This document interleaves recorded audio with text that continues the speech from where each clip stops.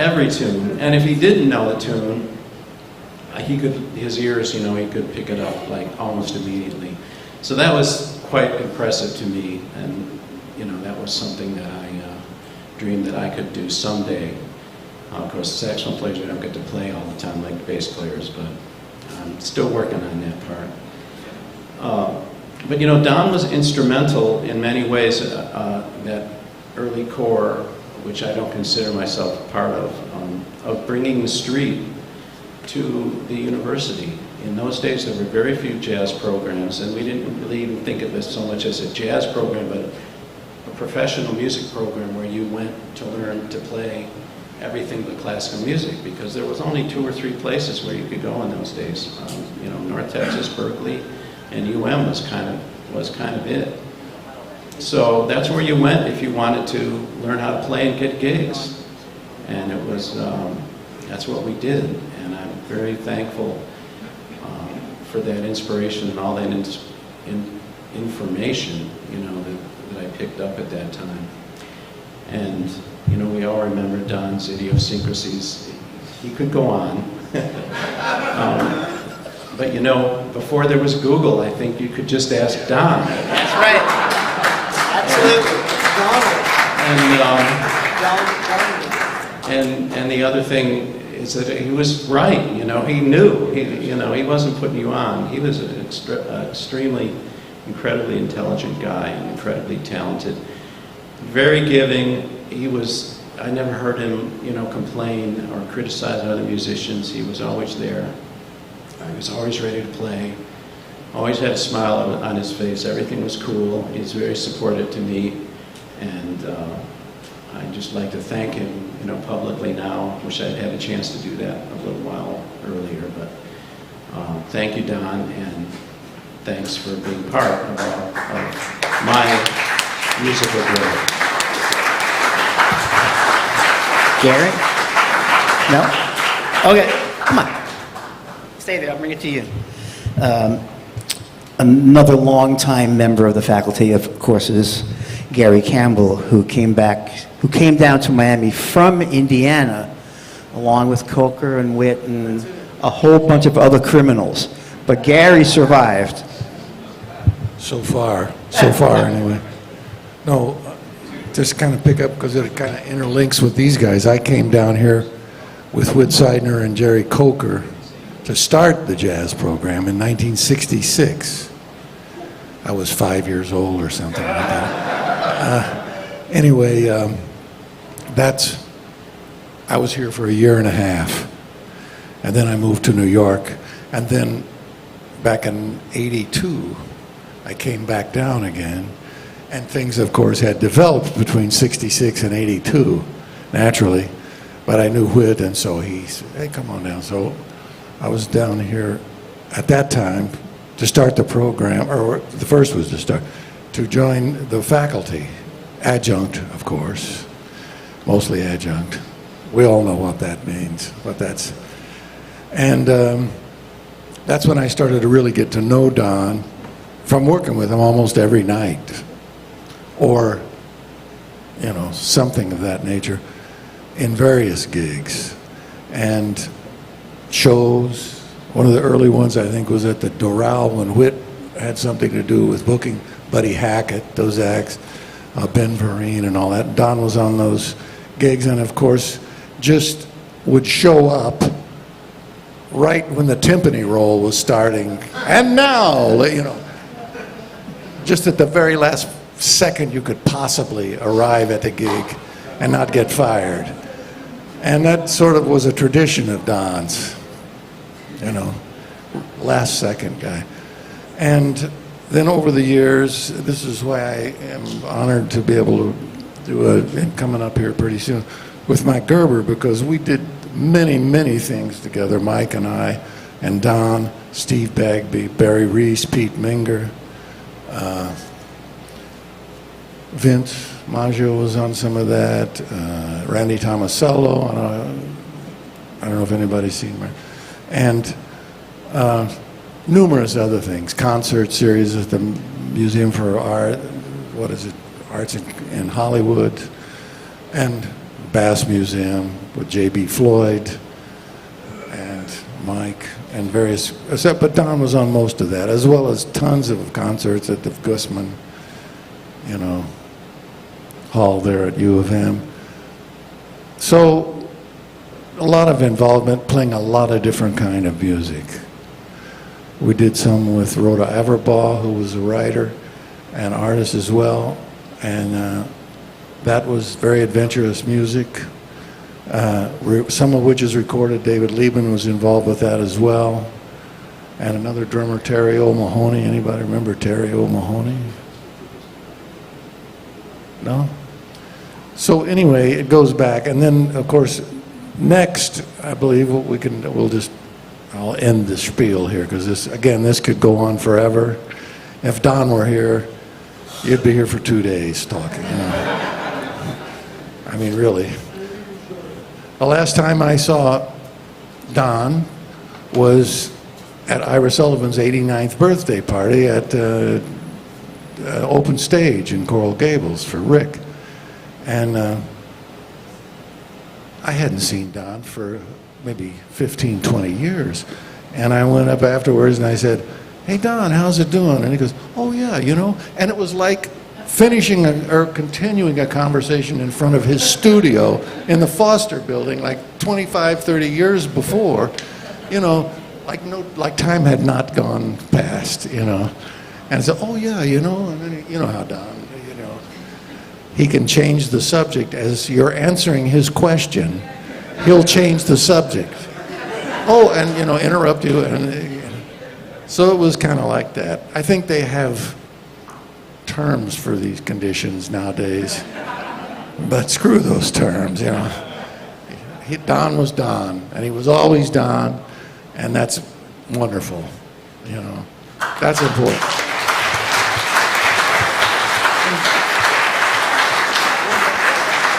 Just one last thing about the recording. The next bunch of guys here is going to play something that was recorded on a record that Don and I were on. And it was a record, the leader was this drummer, Neil Rogers. I don't know if Neil is still with us or not. Is Neil around? Because he and I are the only living members of that band that was on that record. Pete Minger, Ira Sullivan, myself, Tony Castellano, and called Questique. And so the guys have dug up the title tune from that and are going to play it now, I believe. Is that what's going to happen? Okay, anyway, that's it for me. I'll see you in a few minutes after that.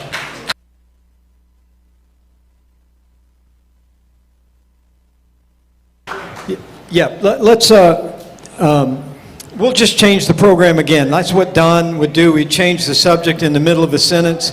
I'm just sticking to this because Brittany, too, she made this, and Brittany won. There are two Brittany's in the family, and I'm sticking by the chart. So the chart, now typically having these great memories from U of M, and what's really amazing is that when I was a student there, all these guys seemed so old. They were like the old, I was 20 or 21 and they were like 28. And I thought, God, if I live that long, maybe I'll be as good as they are. And then when you get a little on the other side of 28, we're all the same. That's kind of weird.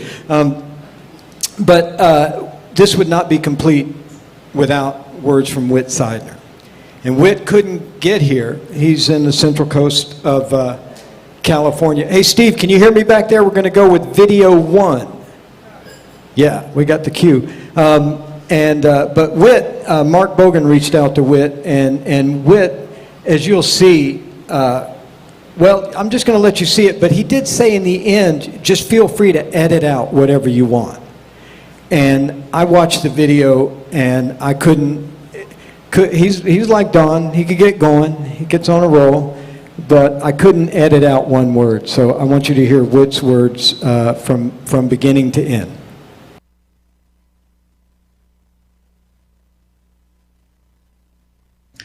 Hey, y'all. I hope you're having a good time and remembering fond memories of Don. Mark Bogan asked me to make a short video. I hope it's short enough and I don't ramble on. I've never made a video before. I don't like seeing myself as I'm making this video, so please forgive me if I stumble and say a bunch of dumb stuff. I've been trying to remember where I first met Don. I think it was in about 1966 when I first moved to Florida, and we were on a Jerry Marshall gig someplace on Miami Beach, a club date, and Don played upright, and I was impressed, and he knew it was a society gig. He knew every tune, played all the right notes, had great savvy on the gig, knew what to do, and I had no idea what to do. So I was in awe of his abilities.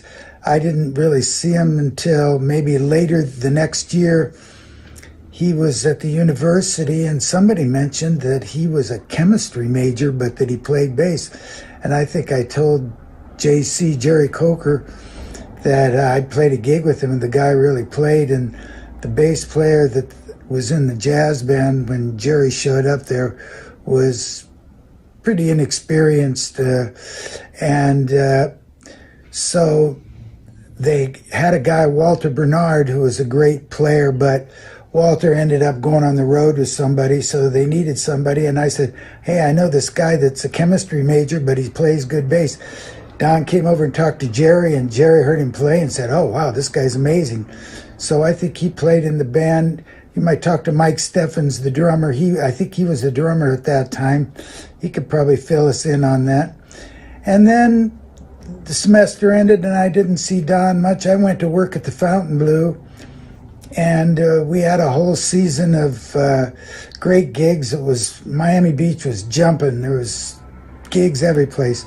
I played one of my first gigs. I did Eddie Fisher, which was funny, and then we did Paul Anka, and then Tony Bennett, and then followed it up with 6 weeks with Frank Sinatra, which was, for a 23-year-old kid, just blew my mind that I'm standing there and 6 feet from me is Frank Sinatra. Anyhow, that gig ended, and another gig opened up at Harry's American Bar in the Eden Rock, and I went there, and it was Stevie Wonder. Little Stevie Wonder was there for about 6 weeks, and Don was the bass player, as I remember. He played electric. Maybe the first time I actually ever played a real gig with a band with an electric bass. It was, I guess it was common, but not in anything I had done up to that time.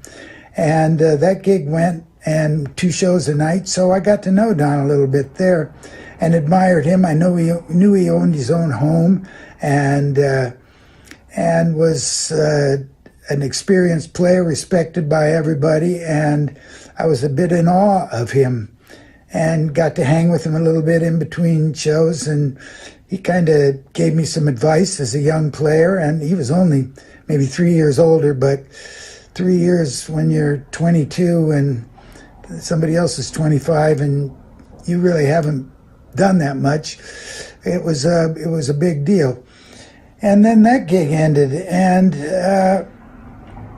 another gig opened up on the 79th Street Causeway at a place called Dean Martin's Club. I don't think Dean Martin was ever in the club, but it was run by some questionable characters, and it was great music. They had, I think the first act we played was Mr. Old Black Magic, Billy Daniels, with Benny Payne, Sonny Payne's brother, on piano. And the next, we did Billy Eckstein, and Billy Eckstein had like a septet. Don played that, and we did Sarah Vaughan for a few weeks, 2 shows a night. And I think Don had another gig someplace else, because he would always slide in at the last minute. Of course, Don could slide in at the last minute on any gig. There's some funny stories about that, but we'll let those go. Anyhow, he sounded great. It was,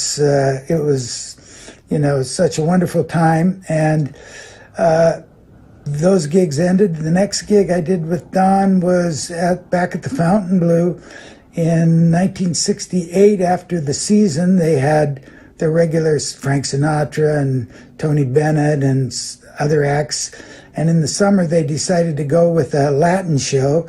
In the big room, it was called Latin Fire, produced by Manolo Torrente from Puerto Rico, and had a pretty big band, 3 brass, maybe 4 brass, 3 saxes, and rhythm section. Jerry Coker played lead alto. I played Barry. Mark Colby played tenor. Paulie Cohn played lead trumpet, and Sonny Tucci, great trombone player. I kind of lost track of him. I think he lives in Orlando. Played. Don played electric upright bass and just smoked it. It was like a hot rhythm section. The percussionist was Candy Candido, the famous Latin percussionist, and he did a whole feature in the middle of the show. And it was an exciting 2 shows a night. And I think it went for the better part of 6 months. And I really got to know Don. I would go over to his house and ride to the gig with him. And he could leave his electric upright at the gig and didn't have to take it back and forth. So I could sit in the passenger side of his car and fit without having a bass in there. He had a seat that he put back in. And we had a great time. I got to know him, and we're great friends from then on. When the university at one point decided they wanted to have electric bass as a principal instrument, and it wasn't a problem because Lucas Drew was the classical bass teacher, was a great guy. He didn't, I think that he probably hired the first person to teach electric bass. It might have been Al Greenstein, not Don. I'm not sure about that. But Al only lasted a little while. He lived in Broward, and they didn't pay. The university didn't pay much at all for adjunct. It was like, $2 an hour. No, better than that, but it was pretty bad. And so he said he couldn't afford to do it. So I think Don lived in the neighborhood, and Jerry, or I don't know, Stan or Samoli or me or Lucas or somebody talked to Don, and Don agreed to do it as kind of a favor. And he started teaching electric bass, and that was the beginning of the bass program. The guitar was the tough one. Ron Mercadal was not into the electric guitar. He called it the guitoilet. But after a while, he had the jazz guys were taking classical guitar with him, and they were so good. It was Steve Morris was a killer classical guitar player. I even think Matheny took lessons with Juan, and Juan was, he was sold. So the guitoilet became a legitimate instrument at the university, and of course we know the guitar program was just amazing. The number of incredible players that came through that program. And Don continued on. We all were converted over to tenure track. Don got tenure at some time in the late 70s, early 80s, and continued the bass program, continued to grow. I think there's a history of the electric bass program in Don's garage someplace, so I hope that somebody retrieves all those documents, and it would be fun. Don saved everything. So God bless him. I don't save anything. So, he counterbalanced me quite well.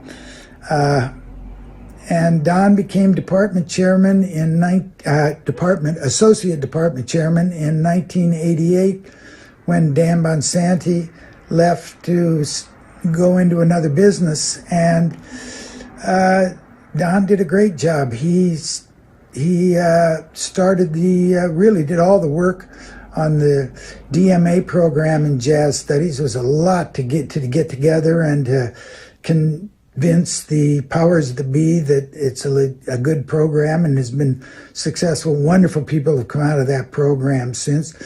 He continued to keep a very progressive jazz bass program. He turned it to a jazz-based program rather than just electric bass, because so many people were interested in not only studying electric bass with Don, but he was such a fine upright player that they wanted to study upright with him. And I think that paid off for everybody. It was a very good move. Didn't always get along with Don 100%, but we got along 90%, and I guess I didn't get along with everybody 100%, or anybody 100%, but we always managed to negotiate and come out with something that worked and was good for the program. And I think, from my point of view, we thrived, and definitely wouldn't have happened without Don. He was every bit as important as I was or anybody else. Kind of a sad time for me. We've lost someone. We lost Bobby Meyer, Mark Colby, Vince, Don. It's been Steve Bagby. All were very important people to the jazz program, and it's that time of life. I feel very lucky to still be here myself, and I hope you guys have a great program or event in remembering Don. And if you are ever in Central California, I hope you look me up. Mark Bogan knows how to get a hold of me. I'd love to see any of you out here. Please stay in touch. Okay? Very good. Bye-bye.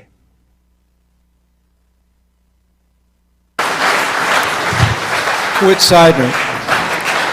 So does that make it a bass toilet? I never heard that until Whit said that. But since we switched the program, I believe, where's Chuck? Chuck, you're going to introduce this song?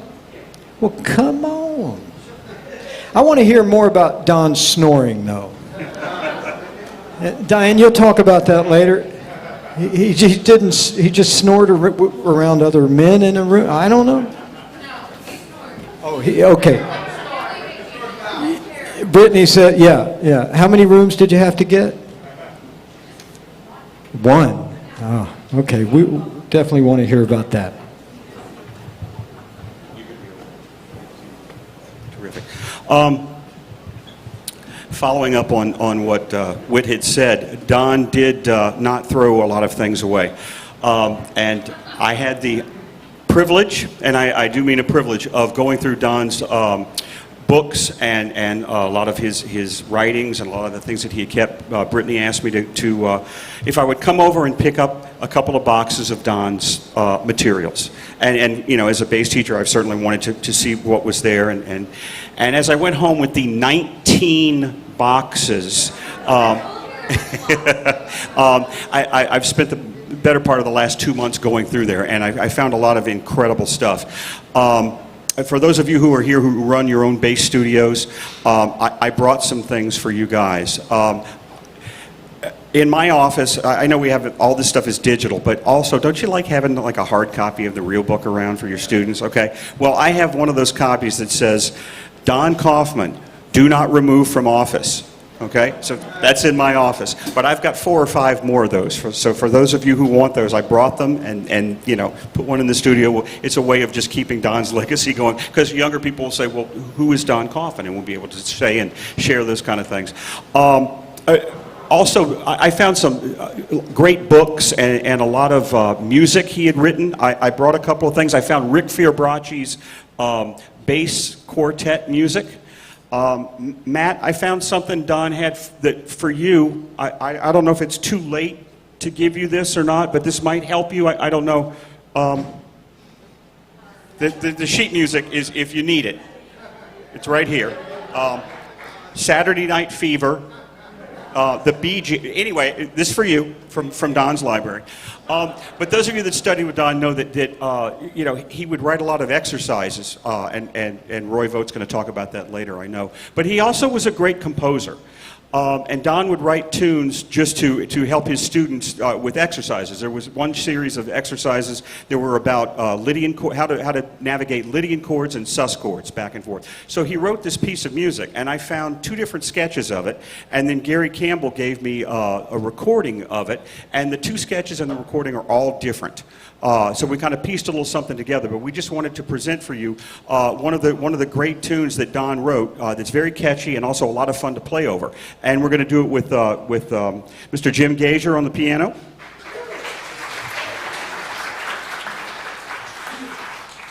Just graduated master's student from the University of Miami, Mr. Max Marcillo on the drums. And recently retired and gloating about it every day, our dear friend, Mr. Gary Keller. Also, this tune will feature a special guest soloist.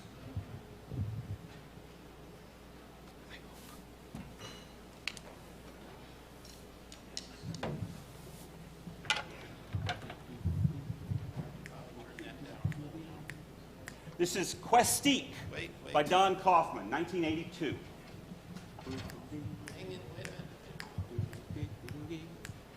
Remember, 1 chorus and stop. Here we go. Ready? 1, 2, 1, 2, 3.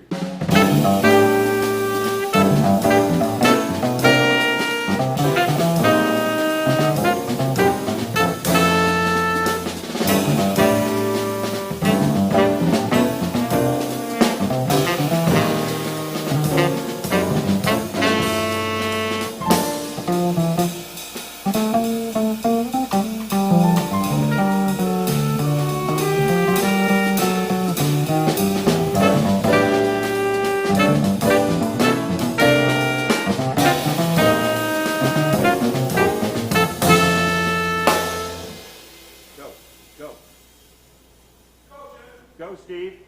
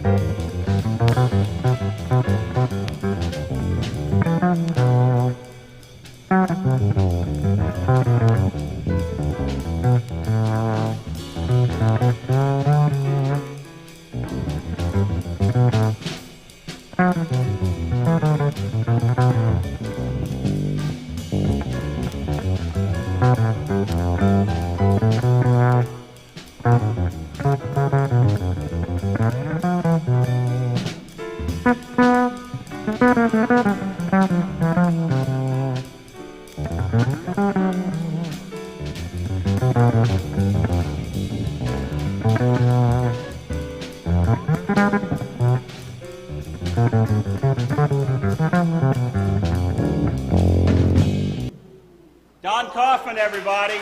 Yeah. Here we go. 1, 2, 3.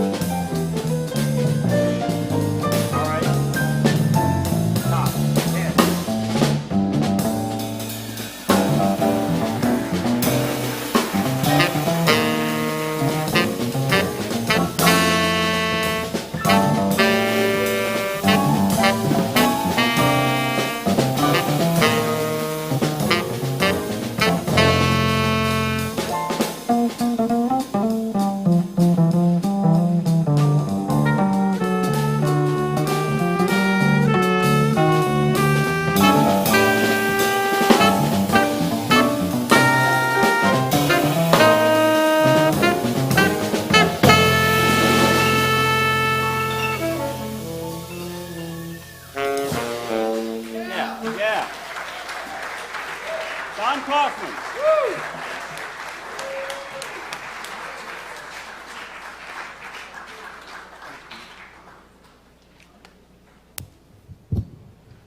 That's amazing.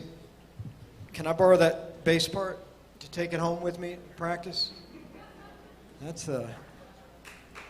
yeah, it's so funny that those of us who know well, as his bass students and really anybody else, like Don has some signature licks. I guess like we all do, but it's amazing to hear them.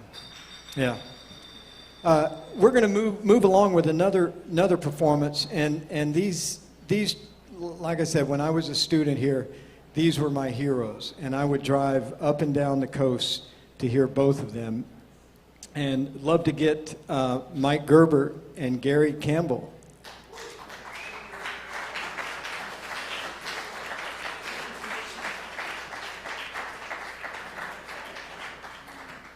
So as they're coming, I really want to drill into this snoring thing. I don't think we've exhausted that subject. It's did he wear a sleep apnea mask? No, because I had to do that. Why did they leave me up here? Like I see Matt Bonelli back there. He's going, Steve, improvise. And there are some things I want to talk about, but I'm gonna wait and do it later. Y'all ready? You need.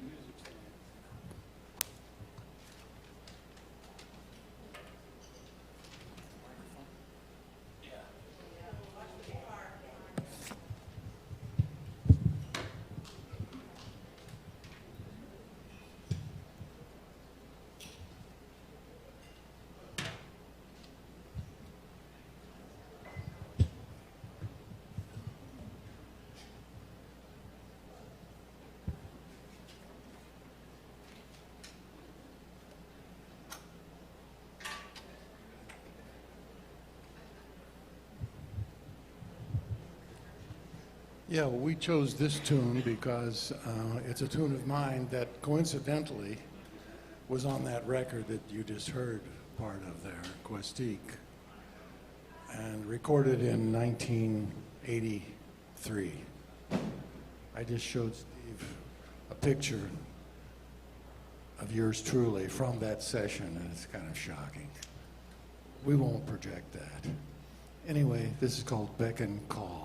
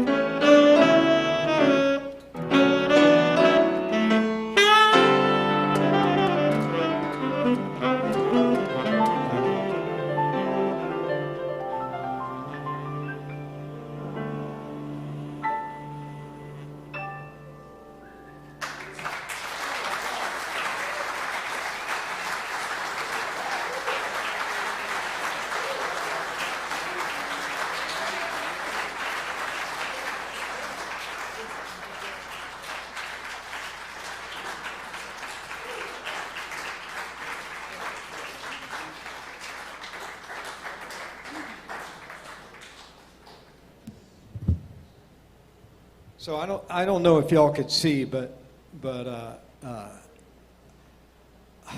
wow. Mike Gerber, for me, has a way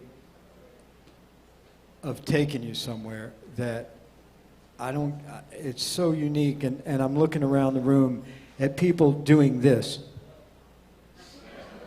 Literally. People all around the room. It's just so amazing. I mean, I don't care how harmonically hip I hear somebody else be. Sometimes, I'll shut up.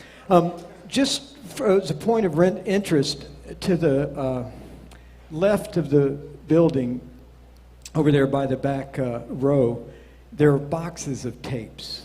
And these are some, I think, that Whit alluded to that came out of the garage and the house.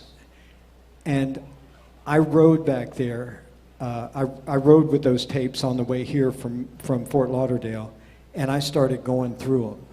And I started somewhere between crying and being the happiest I can remember being. I found the 1983 bass ensemble cassette. Now, that doesn't mean anything except about 5 or 6 people in here. Raise your hand if you were in that 83 bass ensemble. They're back there, Raphael and Chuck. Anyway, the family would love it if you wanted to go through those and you see anything that interests you. They're from all periods, and it's like a little treasure dive. The other thing, on your way out, if you didn't do it on the way in, please sign the guest book that the family will take with them. So it's on the right as you go out in case you didn't do that. So there were quite a few people that couldn't make it here, either because of their schedules or health reasons, whatever it was, and we submitted to them, maybe send us a video. So I put together a little montage of videos of folks who couldn't be here, and there was one, he didn't send a video, but he sent, this is hard.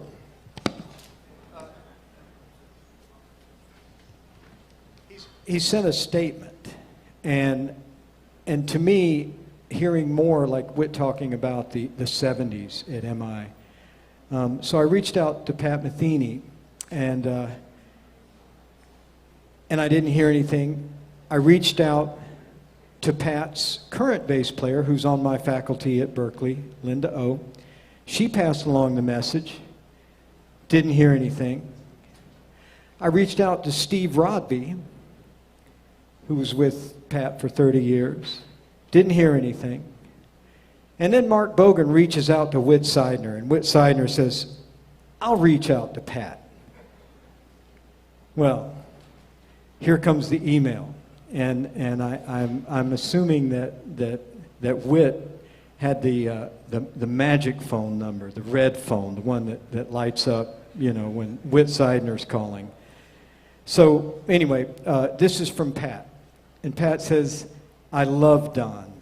I can at least offer some words about him.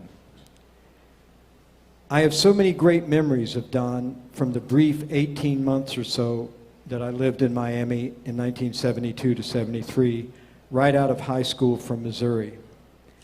I really had never been anywhere before except Kansas City. I was very lucky to have Dan Hurley as an early mentor, and somewhat coincidentally, Don had taken a position teaching at the U of M right about when I arrived. My life as a student there was very short, but Dan and Don, along with Whit and Mike Trini on trombone, invited Danny Gottlieb and I to join them in a band called Kaleidoscope, kind of a modern look at small group playing influenced by the scene of that rich era, early Weather Report especially. Don was incredible. He was equally at home on both acoustic and electric. had years of playing straight ahead stuff with Ira. And I love how Pat puts Sullivan in parentheses, as if you can mention Ira on Ira Boulevard at Ira's church. And maybe some don't know, but we're talking about Ira Sullivan. And many others in his zone, but was forward-thinking and open, playing both acoustic and electric, which was pretty rare in those days. Up for playing free or on changes or whatever you wanted to do, always at the highest level. And he was the first call guy in town for everything. We also did a bunch of wacky Miami Beach show gigs together, behind B and C list celebs at places like the Eden Rock Hotel. He even recommended me as a bass sub for him with a great piano player who used to play with Mingus named Wally Cirillo, which was a reach for me as a bass player for sure. Don was loved by all of his students and all of us who got the chance to play with him. As the years went by, I didn't see him that often, but it was always great when we got together. Somewhere early on, once my thing got going, I was thrilled that he came to a gig I was doing in the Miami area. That meant a lot, so much to me, and I know he was like that with everyone. And it all fit with the kind of bass player he was too. Don was such a special person and such a great musician. We are all missing him. Pat Metheny.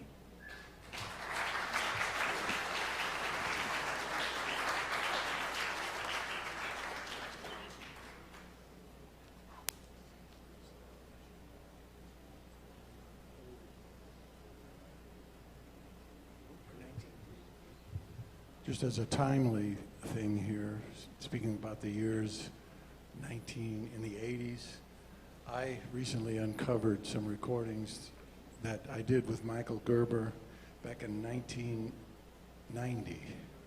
I recorded in studios. I think one of them was on the stage at Gussman at U of M, but the other in Criteria. And it's available now. It sounds frightening to me. I don't remember it being that great, but I'm telling you it is. And we were both young men at the time, 32 years ago. Anyway, it's available on Spotify Music, or Apple Music and a few others. It's called Moments. Gary Campbell, Mike Gerber duo. Might want to pick it or, listen to it. Excellent. Excellent. Appreciate it, Gary. Yeah, I'm going to be the first one to download that. Download that? What kind of talk is that for a guy who went to UM in the 80s? So I think I'll stream it.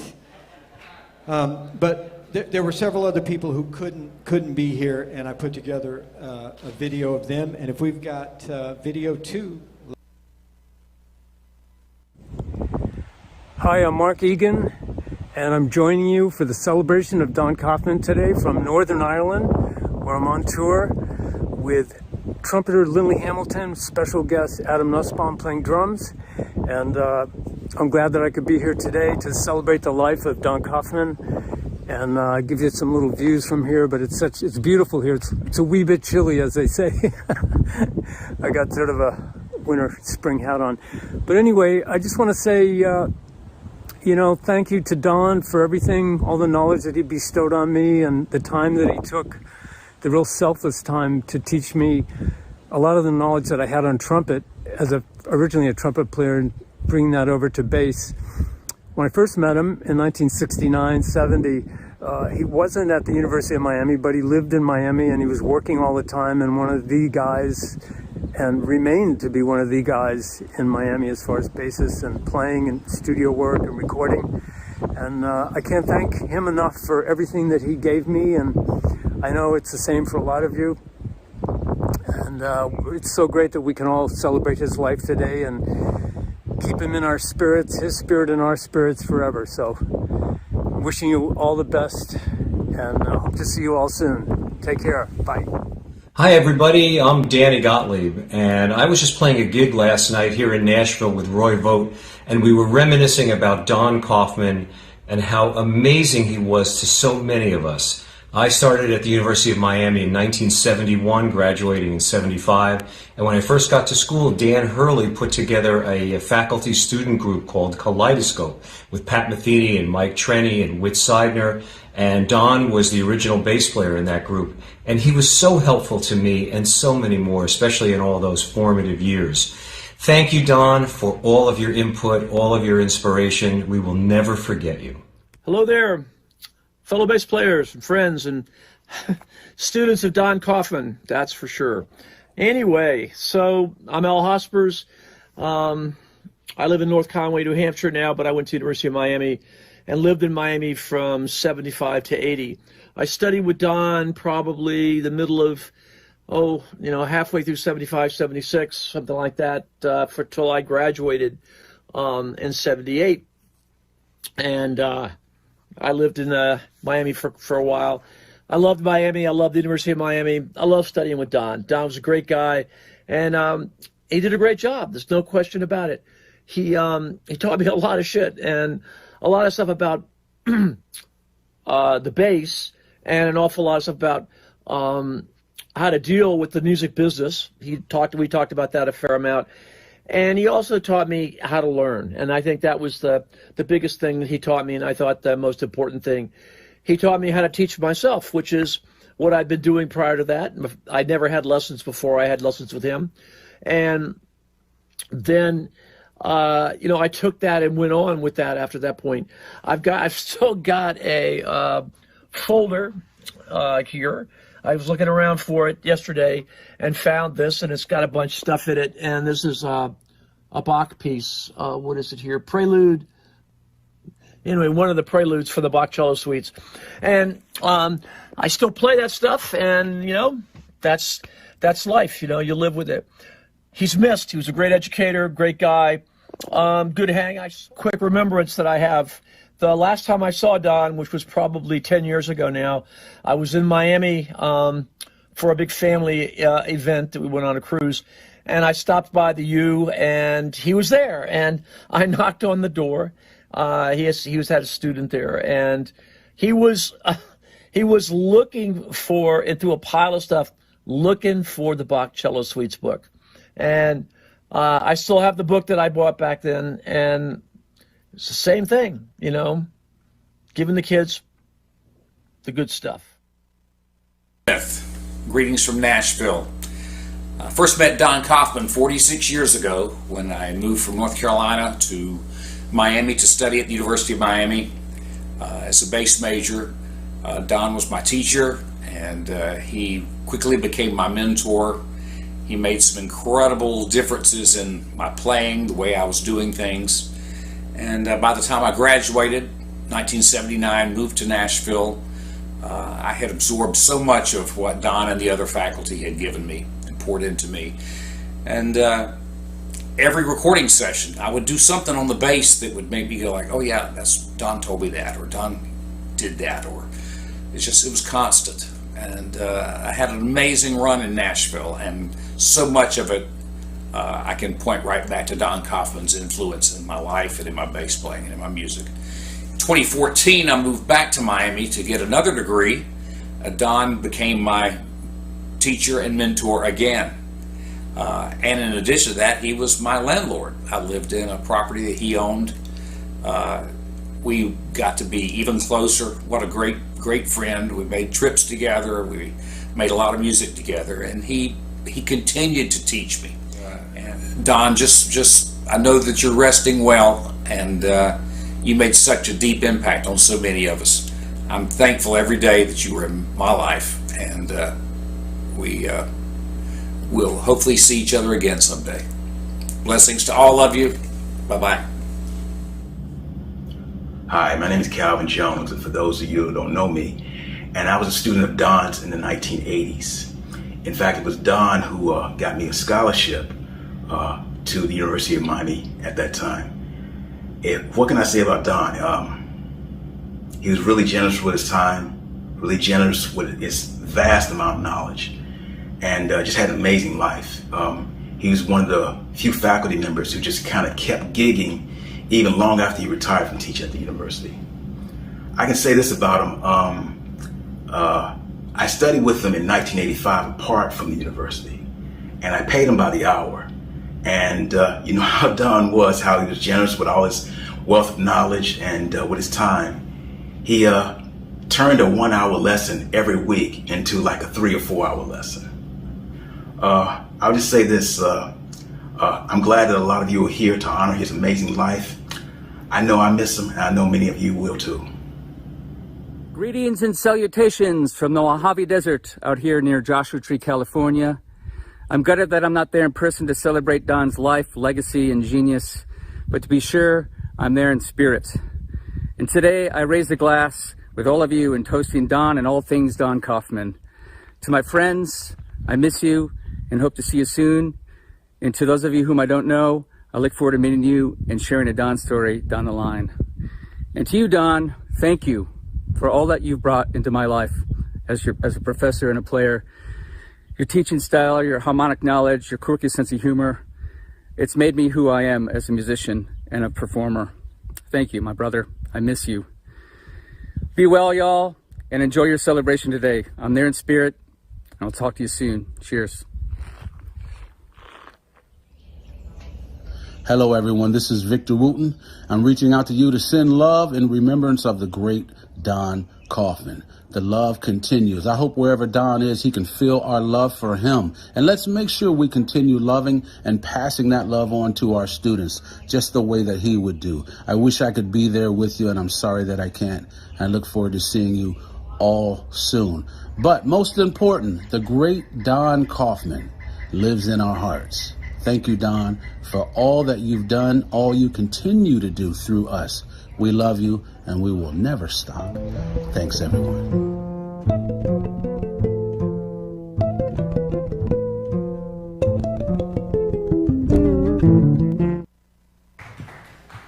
Wow.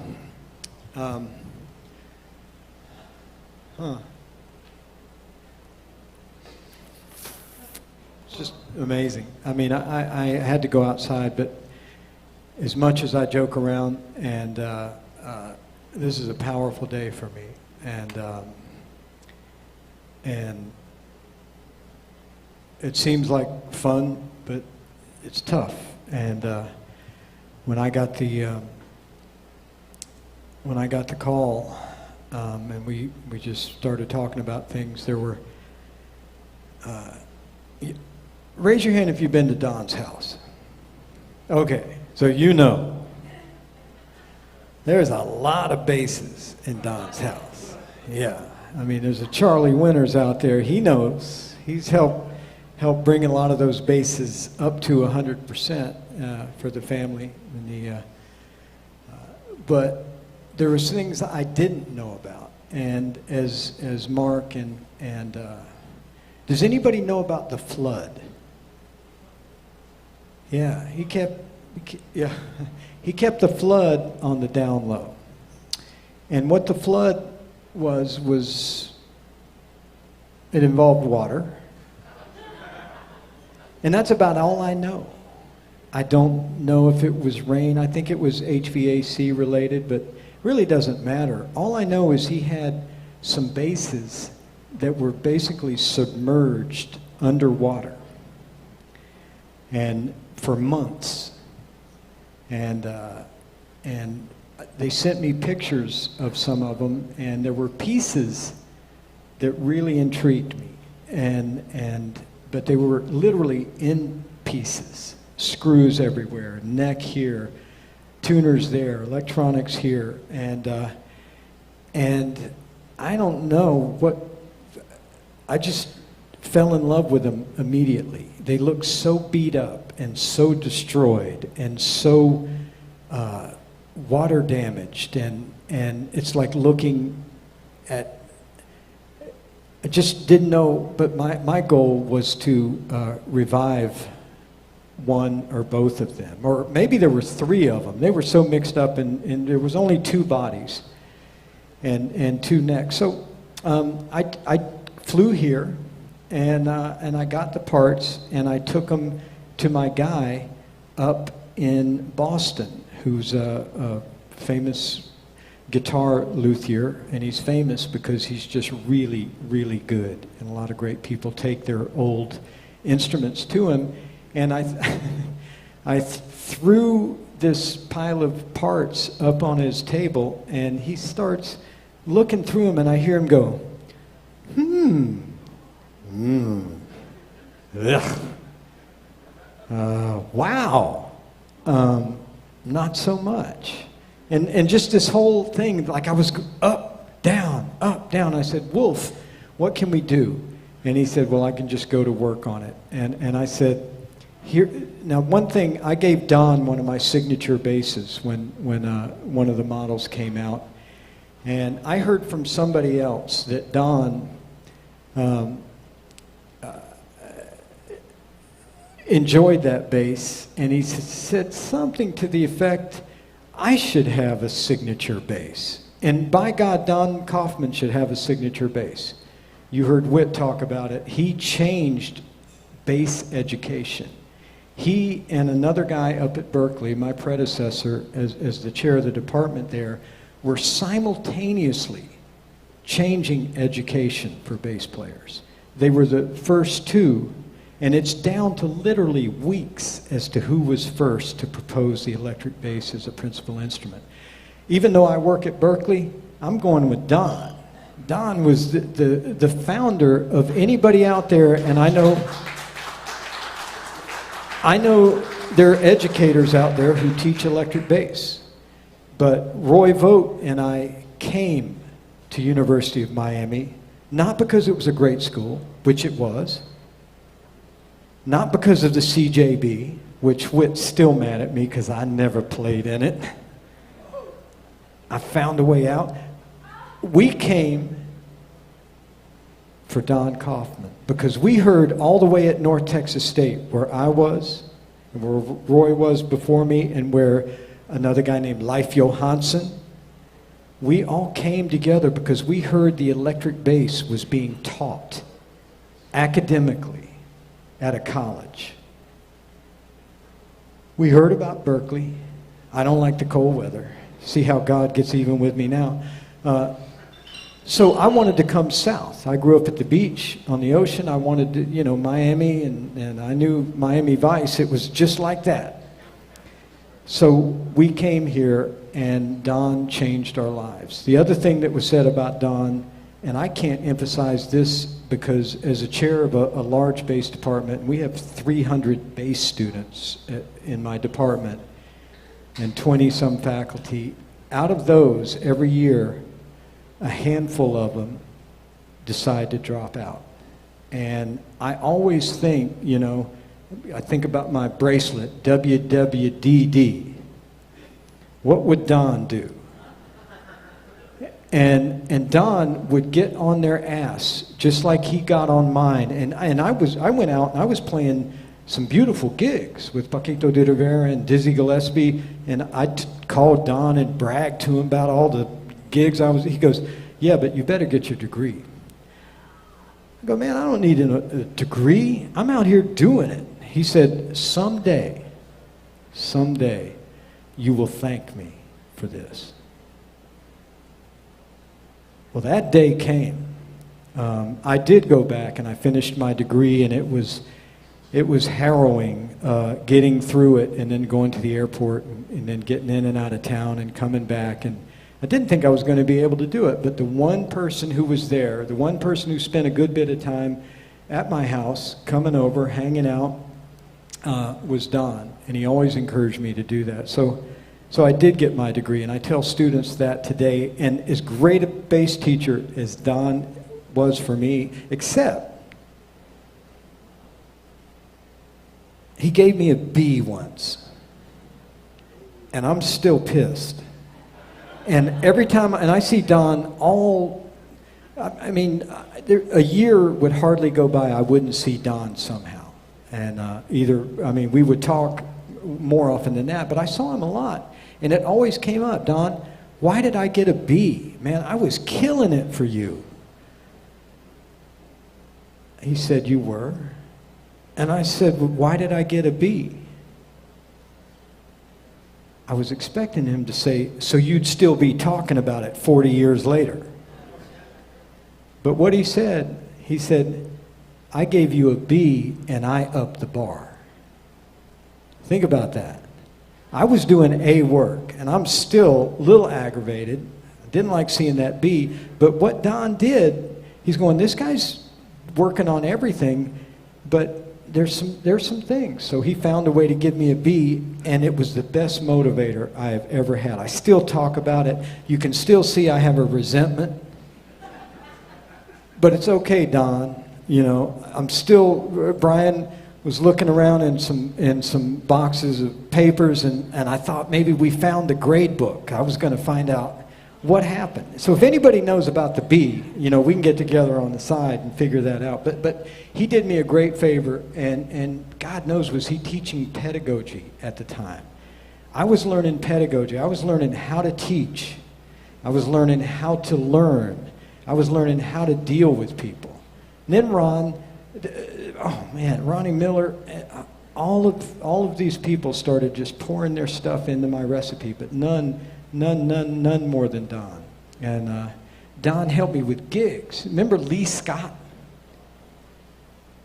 Well, Lee Scott was the first gig that Don recommended me for. And if y'all played with Lee, she was tougher than Don. And I was just 21 years old and didn't know enough tunes. But Don recommended me for the audition for the Billy Marcus Quintet that was at the Take 5 Lounge. The first and last time in my life I had a 5-night-a-week jazz gig that went on for years, and every other week backing up name artists. And Don could have taken that gig, but he encouraged me to audition, and I got it. And from that gig led everywhere else I've been. So I really, when I go back and look at the cogs of my career and how they all connect, whether it's being a bureaucrat and a diplomat and a chair of a bass department at Berklee College of Music, which I found out from some of the Garys they refer to as the evil empire. And that's another resentment I have, but it's not to Don. Everything that's happened great in my life, and I can't think of anything negative that Don Coffman brought into my life. He came and he stayed at my house. He hung out with my family. I gave Brittany her first surfing lesson. I had to pull Brian out of the ocean. The waves were going to take him away. You're too young to remember that, probably. But I love Don. And I know you did too. And that's why we're here. So,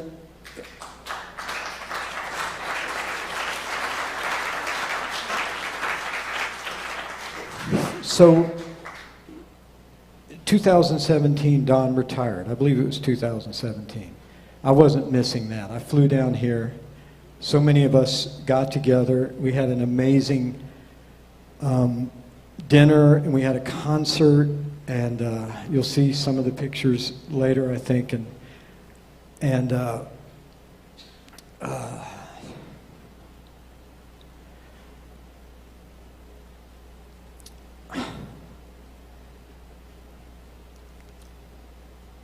Don pulled me aside.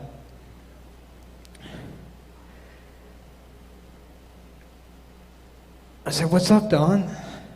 And he looked serious. And out of the blue, he said, "I want you to play at my funeral." And I laughed it off. I'm like, "Don, no, man, you're going to be around longer than all of us." And he said, "I know what I want you to play." And I'm thinking, oh God, here comes one of those Don tunes like Chuck played with all those changes and hard lines, or here comes I'd like you to do giant steps and invert it, modulate every third, whisk it. And and then Don looked at me and he said, "I want you to play You Are My Sunshine." And I thought he was joking. And he said, no, man, I'm serious. I'm serious. I said, I don't like this conversation. I don't like the way it's going. Let's go back and I can watch you drink.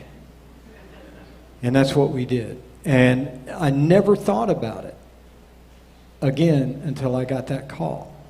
And it was almost like getting hit in the back of the head in that memory and seeing it all.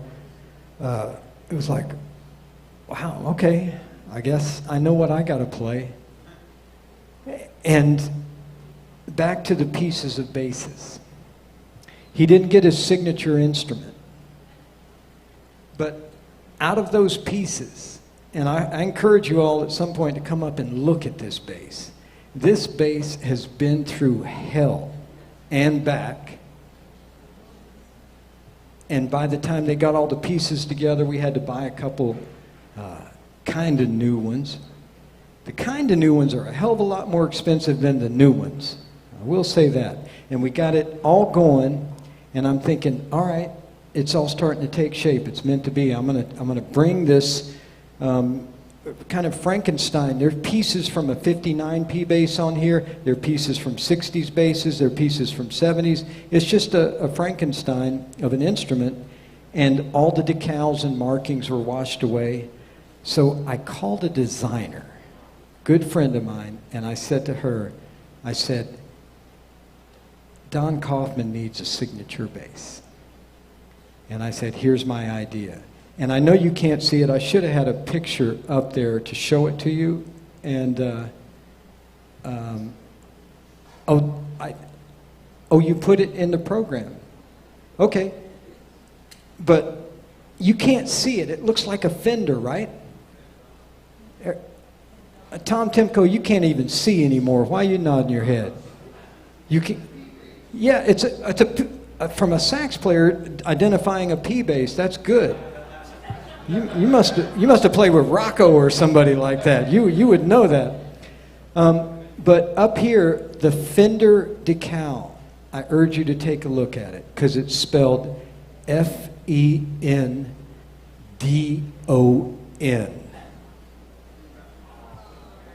It's the Fendon. And it will always be the Fendon in Don's signature bass. And it will reside in my studio. I just had had some guys at my studio last week, and if anybody remembers the band Everclear, the leader of Everclear was hanging out, and he picked up this bass and started playing. He goes, man, this is good. Man, I love Fenders. And I said, that's not a Fender, bro. What is it? And he's looking at it, and he sees the F and all that. I said, that's a Fendon. Oh, a Fendon. I never heard of that, man. This thing plays just like an old one. So anyway, the Fendon will live on. It'll live at my studio or anywhere else it needs to live, and it will never, ever be sold. I can promise you that. It's something, and y'all know I don't play a 4-string bass with frets. I mean, I do, but I do it in secret in the studio and stuff, but most people know me for 6-string fretless and whatever, but I love this bass. I sit around and play it. Mark knows I was playing it this morning. So I'm going to attempt to play and honor Don's wishes, and I'm going to do that. And I would love to bring John Hart up here, and John just appears. George? Huh? George. He's like I don't know him. Another guy used to go out and hear.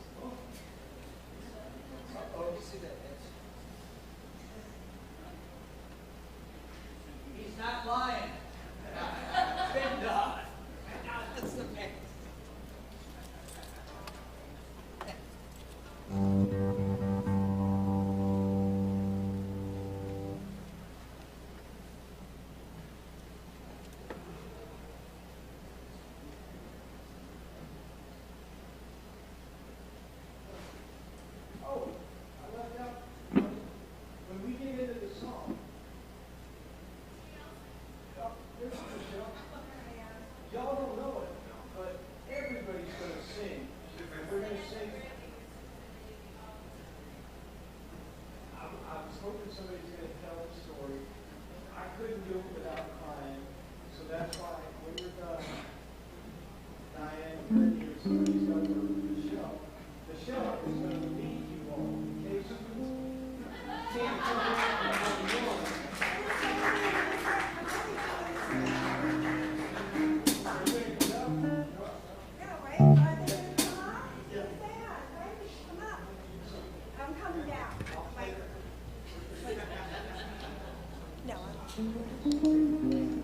can't go after you what you just did.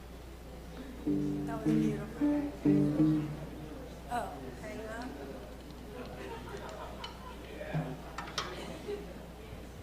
I put the lyrics up.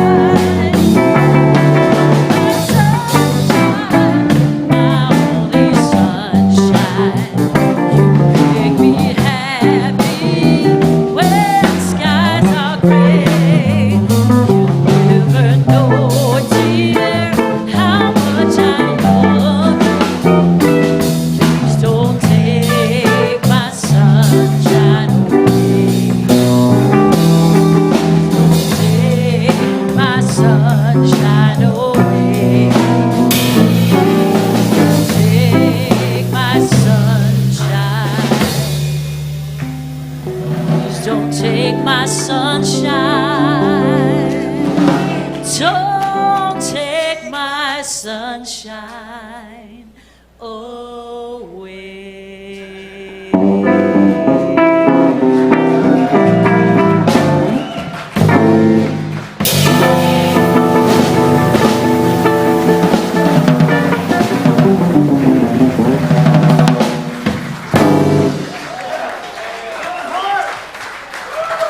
I just want to say a couple of words. I met Don Coffman when I was 18 years old at the University of Miami, and I say University of Miami friends have become my University of Miami family for all these years. But one thing I didn't know when I met Don Coffman, when I was 18 in my practice room practicing my arias for the next lesson, that I would have been a part of the Coffman-Maggi family, and that Diana's like my sister. She's my sister from another mister. And Brittany and Brian, you are my niece and nephew, and I will always be here for you no matter what. And your father, you were the sunshine. And Brian, your dad, was so proud of you. And you know what? Our goal for Don as his family is to live on and make him proud and keep smiling down from heaven. The music will never stop. And I love you, Don, for just, you always took care of me when I got divorced, and he always wanted to make sure I was okay and my kids were okay. And he was my family. He was my brother-in-law. So thank you for letting me come up here. And Brittany, thank you. Brian, I love you.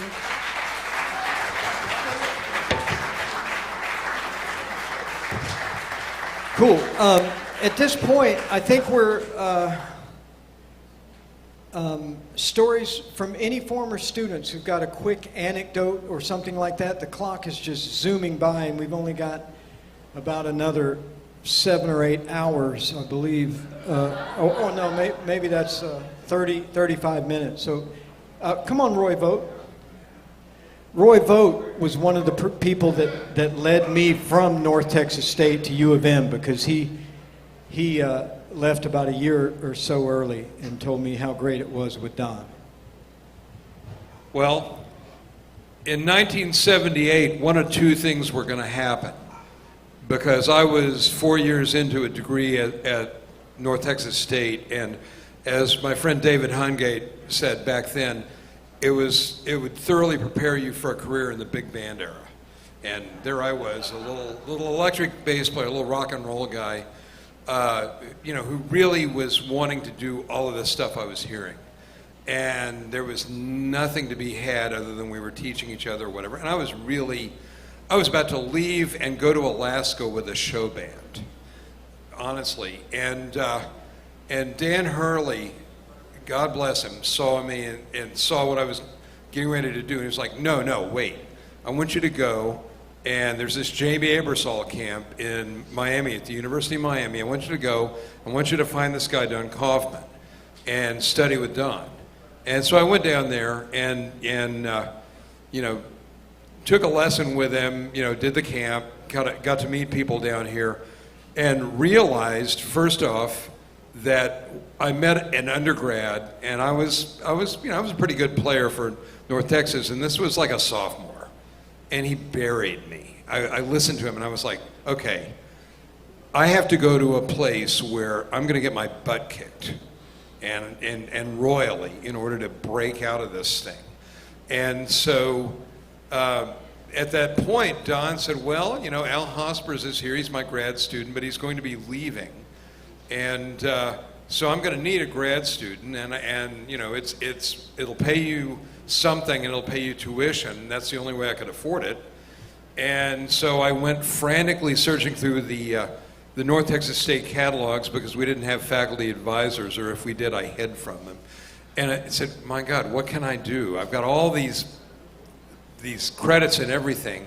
And so my undergrad was it's a Bachelor of Arts in Music Theory with an English minor, which was the quickest way I could cobble together some kind of a degree to get here and study with Don.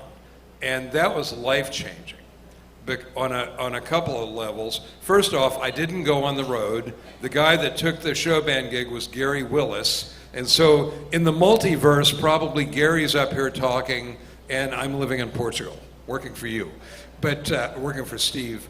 But what happened is that I came down here, studied, worked hard, got to do the diplomat, got to do the gigs, moved to Nashville in December of 1980, and started teaching at Belmont University in '83. And I've been there initially as an adjunct, then a lecturer, now the head of the bass department, and working with 2 other teachers.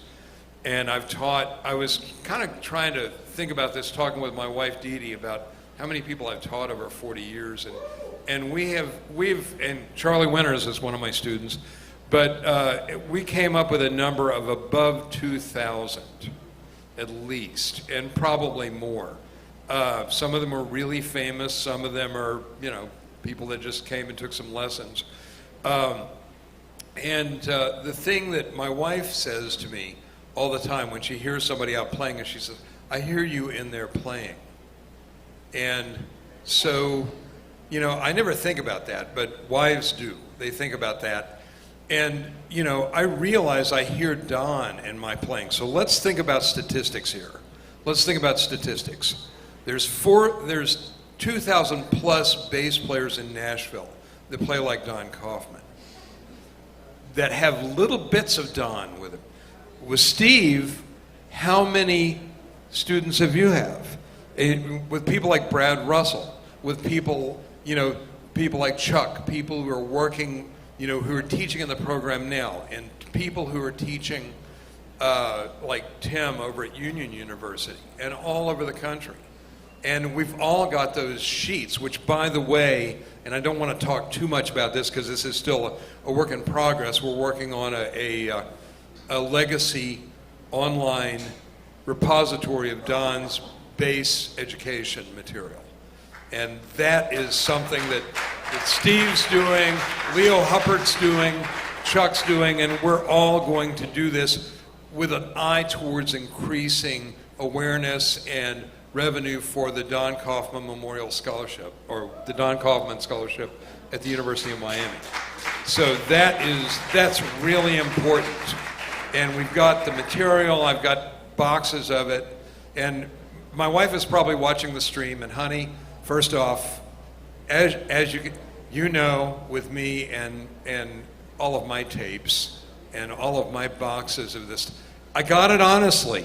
And for my students sliding in at the last minute, and some of my contractors and band leaders, I got it honestly, okay? I learned all this stuff from Don. So, but he is a life changer. I have no idea what I'd be doing, 43 years on. It certainly wouldn't be running a bass department in Nashville, Tennessee, and working as a studio player and a live player for, over 4 decades. And man, he's a life changer. He is a world changer. He did change the world for electric bass. He did change the world for music. And that ripple has become a roar, and it's not going to stop. God bless you, Don. I love you.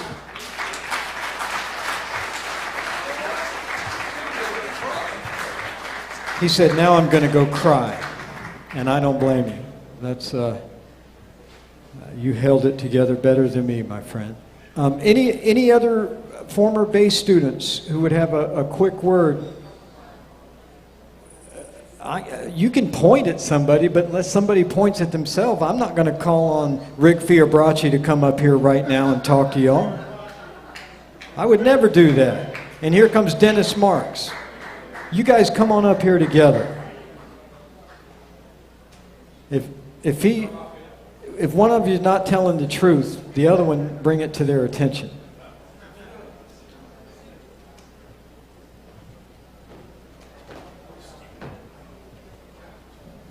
Hello, good afternoon, everybody. This is such a marvelous event. just the best possible tribute that we could have to one of the best teachers that we have ever had. Absolutely, absolutely. And try the veal. We're here all week. Don was just tough crowd here, man. Yeah, well.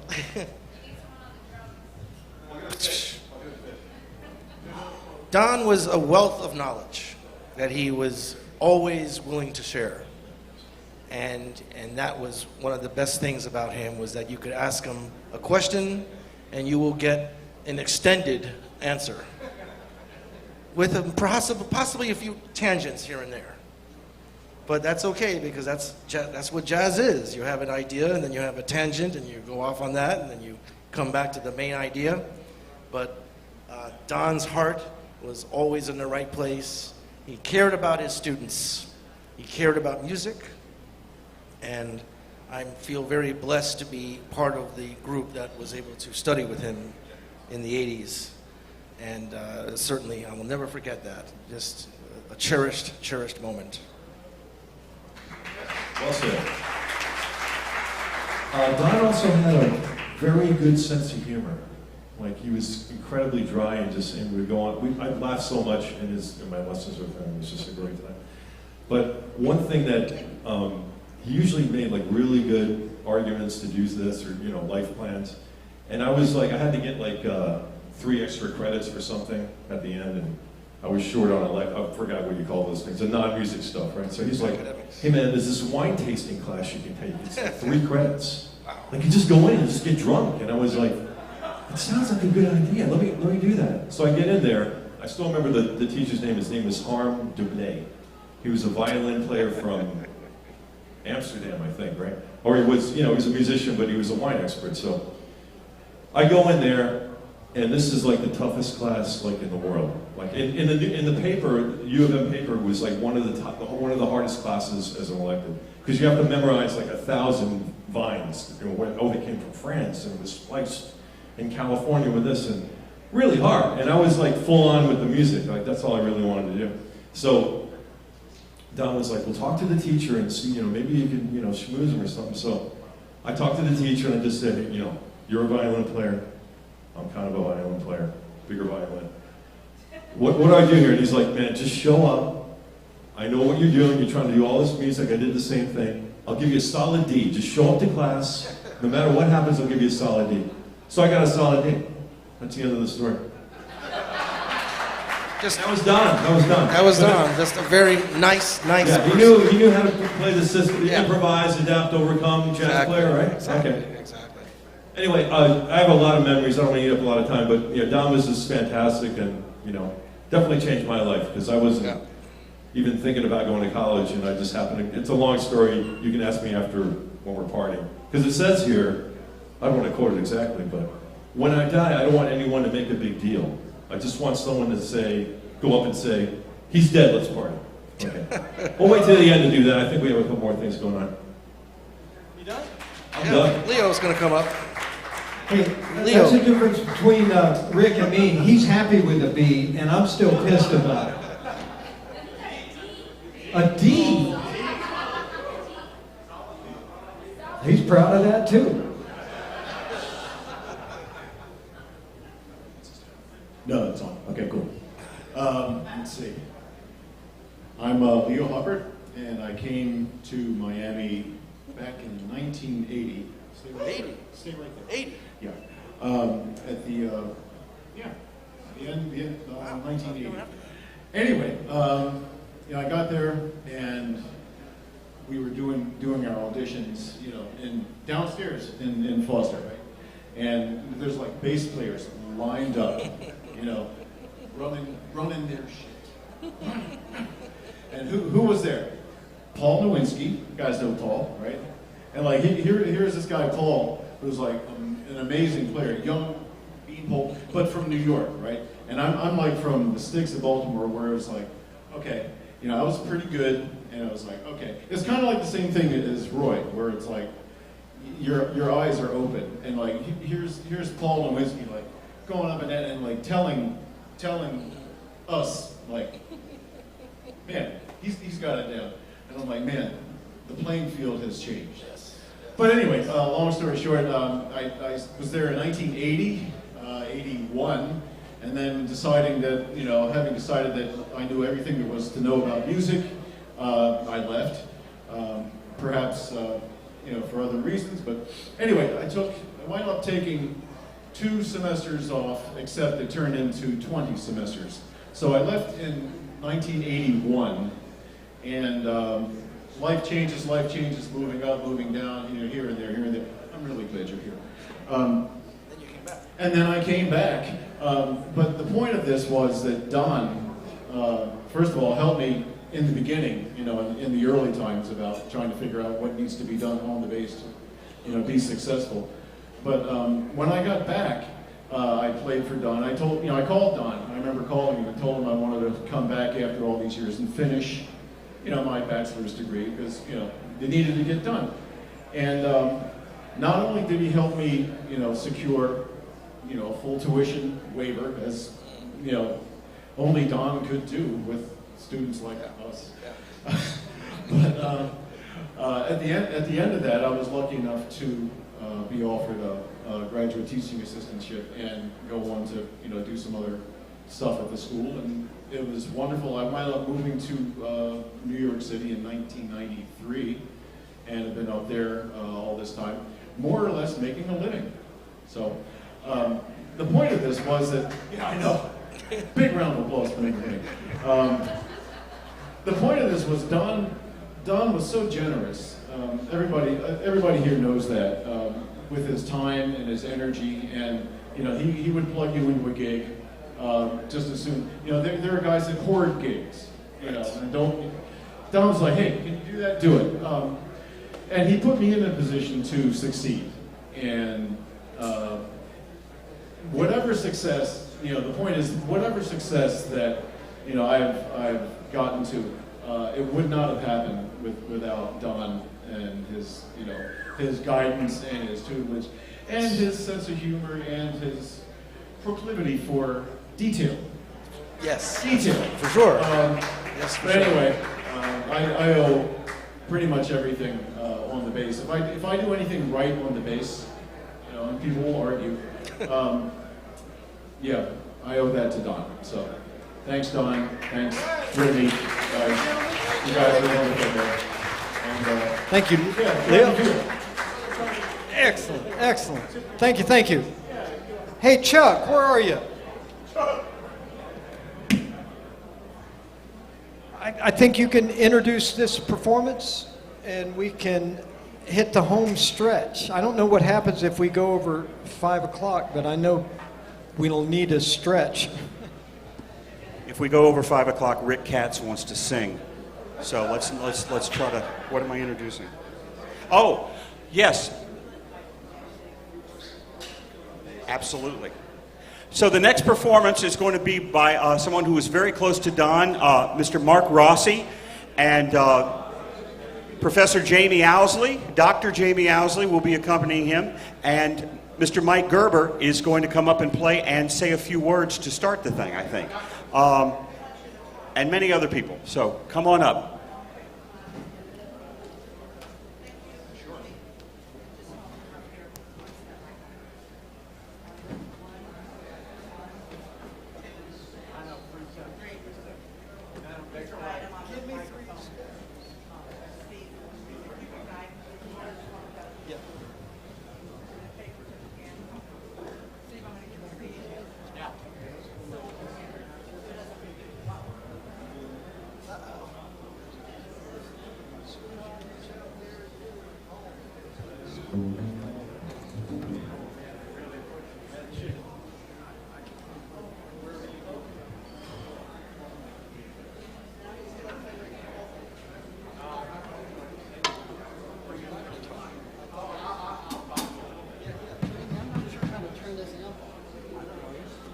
Chuck, which end should I use? There are innumerable things I could say because the pleasure was so great all the time playing with Don Coffman. Use the rumble. But one thing in particular Yeah, that the rumble sounds pretty good. singled him out of many good bass players, that singled Don out for me as far as the way I play, was his knowledge of contemporary classical harmony along with jazz harmony.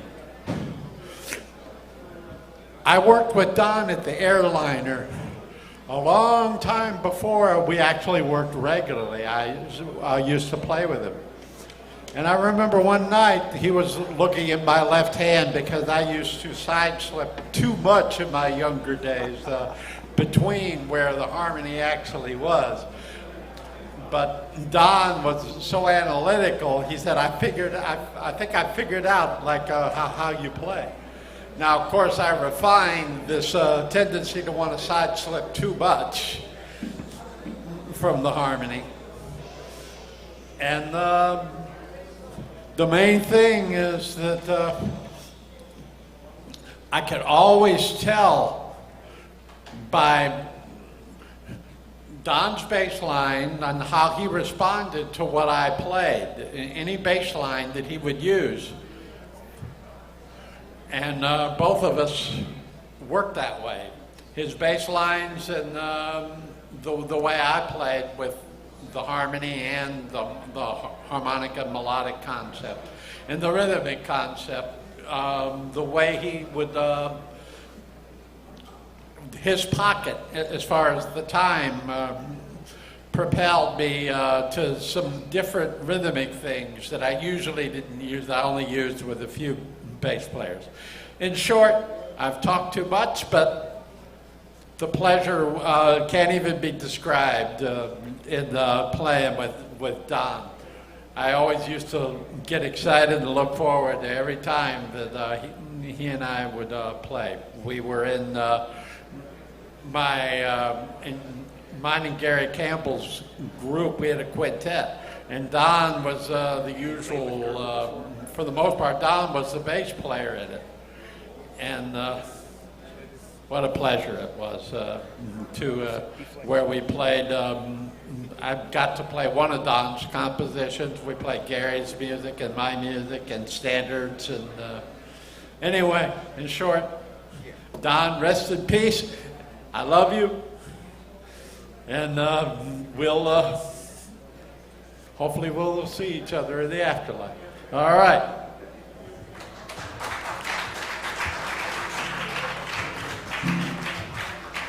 Hey, Mike, I'm just going to count it off, okay, Mike? Yeah, you go ahead and count it off. You gotta count it off for acting. Okay, 1, 2, 1, 2, 3, 4.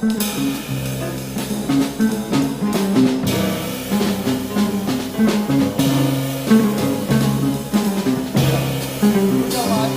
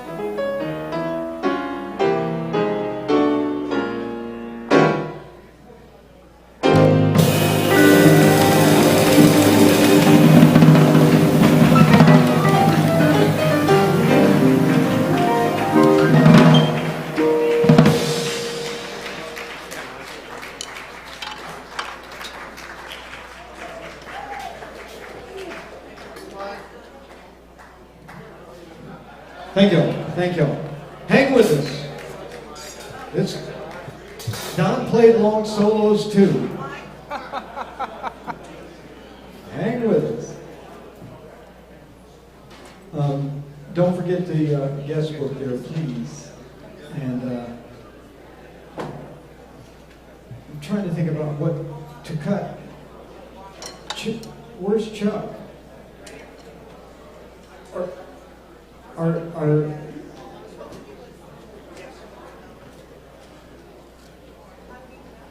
Please welcome to the stage Daphne Rose, Harry Schneider. So, we are all a part of the order of energy. And when you achieve your gifts and your joys and your purpose and your love, then you're making it more harmonious. So as a musician, you automatically get to be on the list with the angels because angels have to translate the cacophony and the chaos to something that's acceptable to the harmony.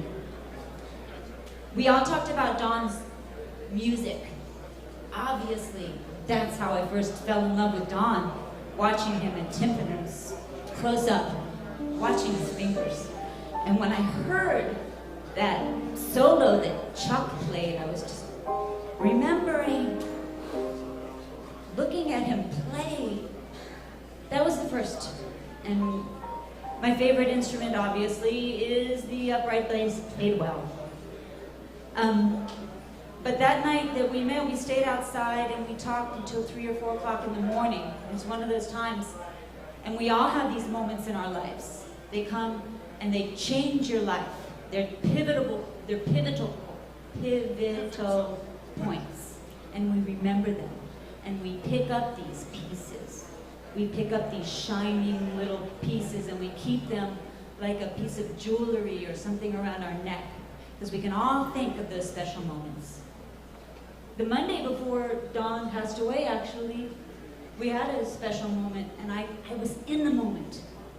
Howie was there, Mark Rossi was there, Mike Gerber was there. We were playing music in my living room, in the salon, where we had private concerts.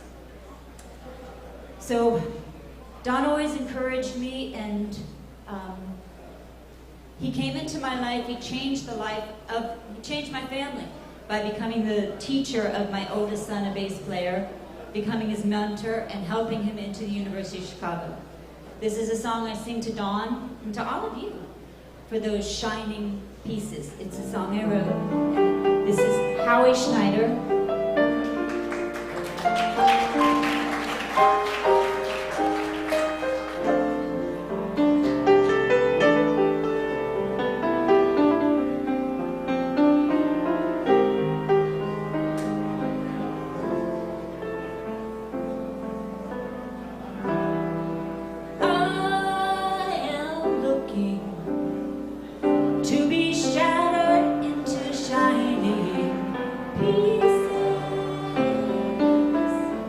By your kiss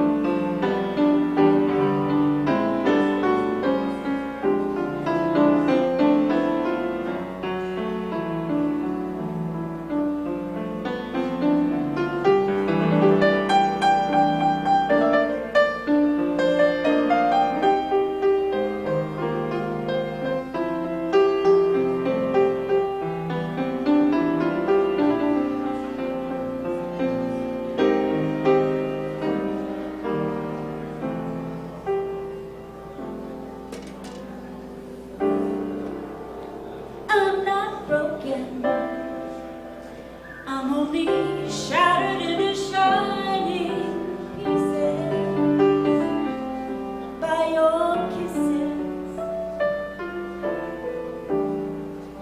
Just one touch, and I'm out of control and breathless from your caressing.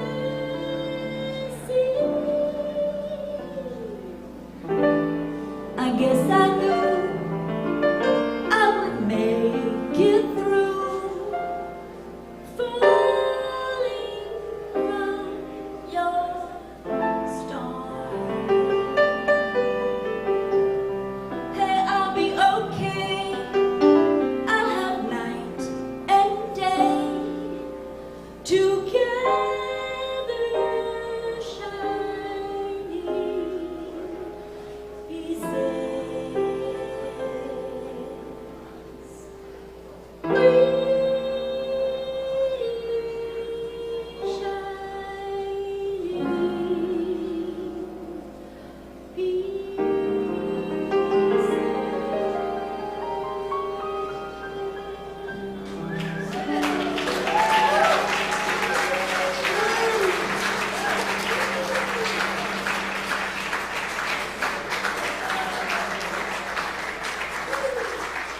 He helped so many people.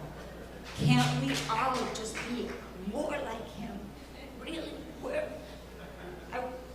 So thank you, Brittany. And he has such a love for you, Diana, and for Brian. And Brian, thank you for making sure I got one of his pieces. I'm Bogan. I'm just doing sound healing. I can't play. Thank you very much. We love you. Thank you so much.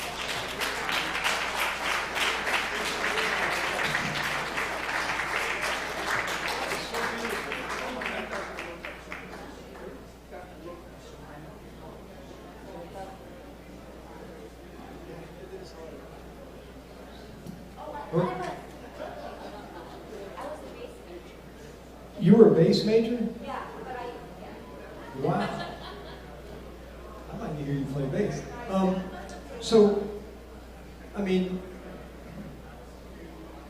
bass players are probably lame for this because we're going to have a big bash with all the bass players making noise, and it's going to be a spectacle. It may even be musical. But before we do that, I just want, I don't know, we're running low on time, but this video is important, I think, that the message that it carries. In October, the group I was touring with Victor Wooten, the two bass group, we played in Fort Lauderdale. And I always got in touch with Don, and he came out to the show. He brought Mark, and this is the lesson. If I have anything to dispense that's worthwhile today, is tell the people you love them while they're still alive. And that night, on stage, I was able to tell Don that to a packed audience. And y'all know Don, you know what that did for him. Right, Mark? He had a nice ride home. But seriously, it was cathartic for me too, and it made me realize that I need to tell people I love them.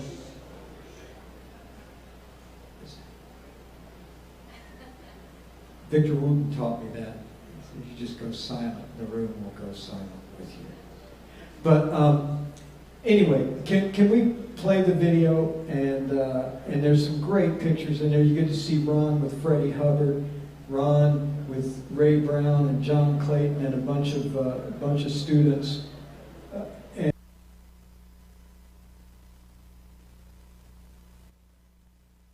Hey, Vid, can I take a minute? I like that music because what I got to tell you is really important to me. Now, whatever I play, I stand behind it. It's what I do. It's kind of who I am, my sound. That's what we all want, right? And I feel incredibly, incredibly blessed to be here and jumping in the ring with Mike Tyson every night and not getting beat up too bad. Now, but I'm going to give some props here. There's one person in this audience. In 1981, I started taking lessons from him. And if any of their teachers out there, I'm going to tell you just a little bit. It might make you a better teacher. But anyway, I went to his first lesson, and I knew it was going to be amazing. And he challenged me, and he let me bring my fretless bass, and we worked on intonation. We worked on all of these things that are so important to what I do today. And a lot of teachers will say, no, just don't bring that. Just bring your fretted bass, and because it's easier on their ears. But anyway, I'm going to call out my man Don Coffman right over here, who taught me at the University of Miami. And there are very few people in my life that I can say that a large part of my career I owe to you, and I thank you. I do. As a teacher, as a person, as a player, that was my role model right there. And we got into some trouble too. Now don't make it sound like he's an angel. We'd probably get fired today. No, I'm just kidding, Don. But thank you, Don.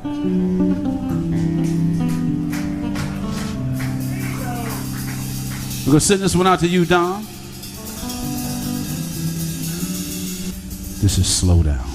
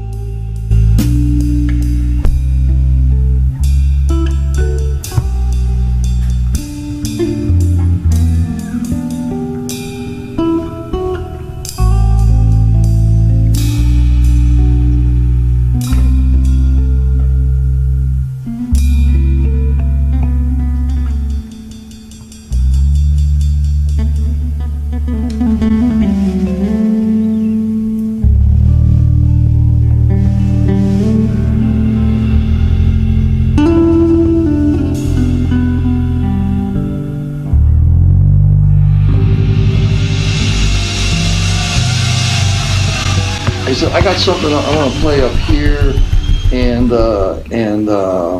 John, you play the bass line. We're going to do like a G minor blues, and Christian, I got this lick in the middle. I want you to play here. You know, raise stuff, right? And so Christian plays it. Ray goes. Well, no, man, more like this. And Ray plays it, and it's got barbecue all over it. And Christian keeps playing it. It ain't, you know, it's the notes are there, but it's probably Ray said that. Man, you got to put some barbecue on that, man. Put some barbecue on it. Makes sense. That's not such a bad story. That's a good lesson. That's right. Everybody likes barbecue, right, Vic? Oh, yeah. Absolutely. Roy? Of course. Absolutely. The lesson to me is I don't care how good you are, you can always learn something.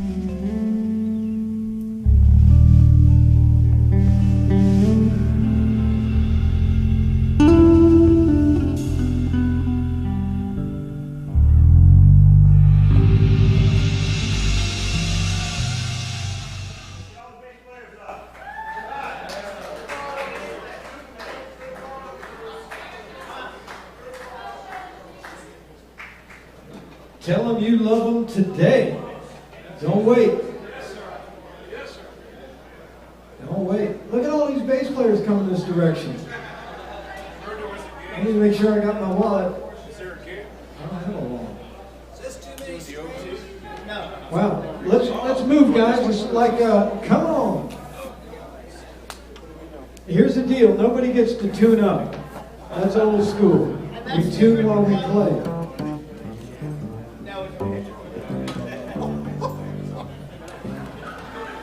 So, y'all know that joke about 16 bass players? Let me see. Is this fucking thing on? You're looking at it. Y'all take the bases out of the cases and plug them in. I don't. Everybody, bass players. Everybody got a cable? You don't have a cable? If you got a cable, we don't have cables. Hey, while they're getting set, anybody have anything they want to say? Because this, words won't follow this, I promise. You may have to go to the restroom. Things will get loose. You know, that much low end. Oh, Brittany, I'm so happy. I'm happy. I wasn't really planning on saying anything, but I'm trying to get active. All right. So, you know, I think there's one thing we can take away from this is, like, my dad was a fantastic educator. He was a pivotal part of the music industry, not only in Miami, but just from what Roy had statistics point, you know, across the country. And I feel like what I need to say is, you know, everything that he was to all of you in music was everything that he was for him. I don't know that a lot of people know this about my dad, but the first 2 years of his life, he was actually abandoned by his parents. He was raised by his biological mother's aunts for his first 2 years of life. They were in a daycare, so it was easy for him to be there. But every day that he would watch the kids getting picked up from school, he would always wonder where his parents were. And my dad's biological uncle, that was his father's brother, and his wife, Eunice, they had a hard time having children. And when my dad was 2, they decided to visit my dad in the New Jersey, where he was living with his 2 aunts on his mother's side. And the second that my dad's biological uncle, who is my grandfather, and his wife Eunice, who is my grandmother, the second they walked up on the property and my dad saw them and they said hello to my dad ran up and hugged my grandma Eunice and called her mom. And from there, she couldn't leave them. And those were his parents, the people that raised him. And I think one of the reasons that my dad felt the need to give so many of you chances in life is because he was given a chance when he was young too. And yeah, I made a slideshow, and unfortunately you didn't get to see a lot of the pictures from his childhood, but he had such a beautiful childhood. He really did. You know, he grew up on the farm in Massachusetts when he was young and had such fond memories of time there, and then they came to Miami. And, you know, I think for me, my dad was such a timeless person, you know? He had me when he was almost 50. So that alone, it's like he lived an entire life before he even started with my brother and my mother and I, you know? And I guess my point in that is I always thought he'd be around longer than he actually was. And I think the reason that I thought that is because he was just so fucking sharp. And, you know, a lot of you lived your music life with him, and I got to see a lot of that as a kid too, which was so cool to grow up in. And all of you experienced through gigging with him, aside from the music, his charisma, his endless desire for just chat. He loved to talk. I think if there's anything that we all need to leave with tonight, it's yeah, he loved music, but I think he liked talking more. I really think that. And, you know, you all had that at the end of a gig or in between sets, but my brother and I, we had that our entire lives. And I'm so thankful for that. He brought so much culture to my life, and, you know, he bridged the gap between the music and the science world. I mean, earlier we mentioned he was a chemistry major first. You know, he just was so fascinated with everything. And he could talk to anyone because of it. And, you know, my dad never really liked to fly. Every summer we would do the same vacation because he just loved Mount Pisgah. And then we would always visit my family that we have over here after Mount Pisgah. And we would always drive. And on those long drives, I can truly say that I know my dad. I knew who he was. I knew his interests. I knew that he loved me. And although he was taken from me so much sooner than I had expected, I knew that he loved me. And I think my brother knew that he loved him. And my mom, I mean, even though their marriage didn't work out, he's also just like a unconditionally loving person. He really was. He didn't hold grudges, and everyone that's here right now, and I know there are a lot of people that aren't here, and because of how old he was, there are so many people that passed that meant something to him too. I think I might be ranting at this point, but I think we all knew how much my dad loved us, because he was really good at talking. Anyways, thank you.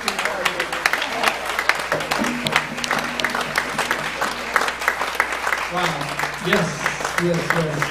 I only have to take issue with one thing, and I know you mean it differently, but when you say Don Coffman was timeless, now those are cutting words to a bass player. No, but you're right. He was a Renaissance man, but boy, did he have time.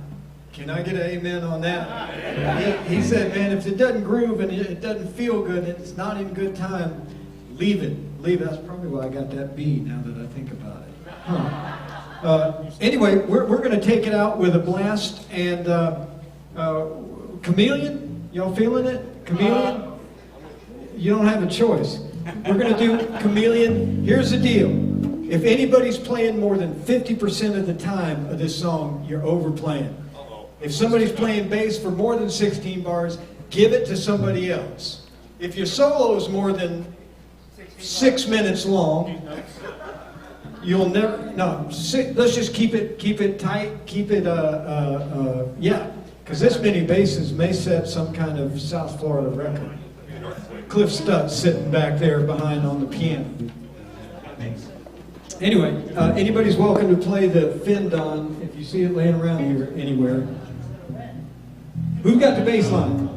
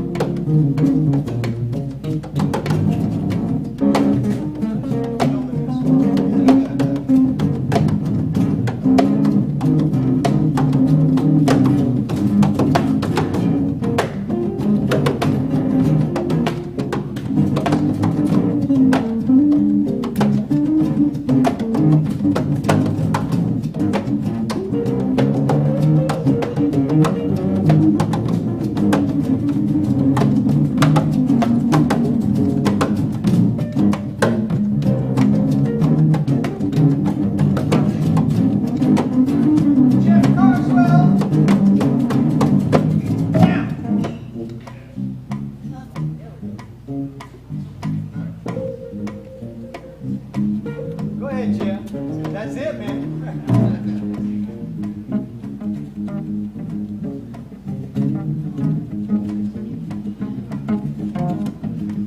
Let's hear Jim.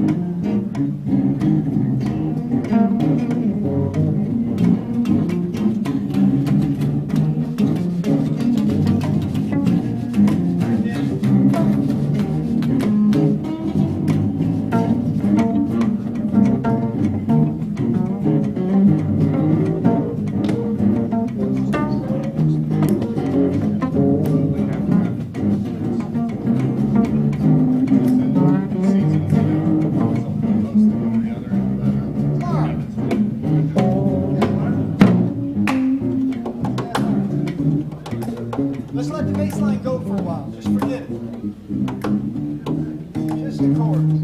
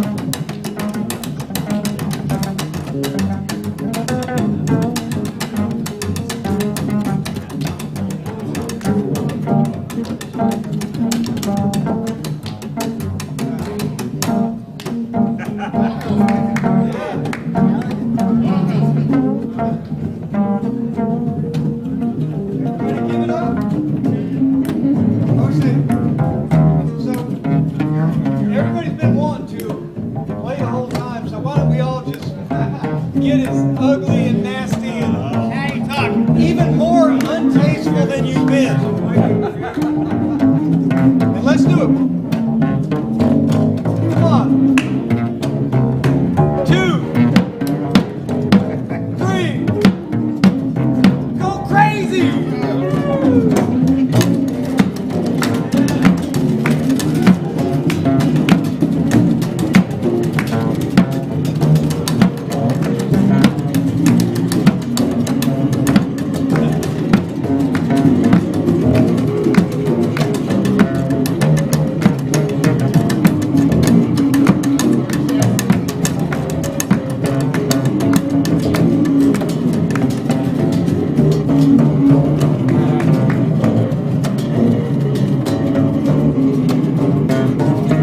Check this out.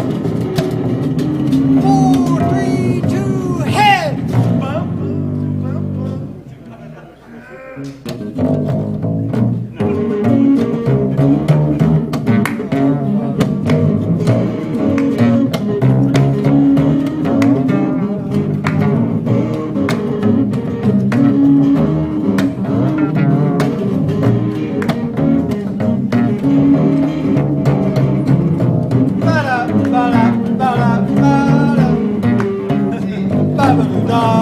Is nobody gonna play it?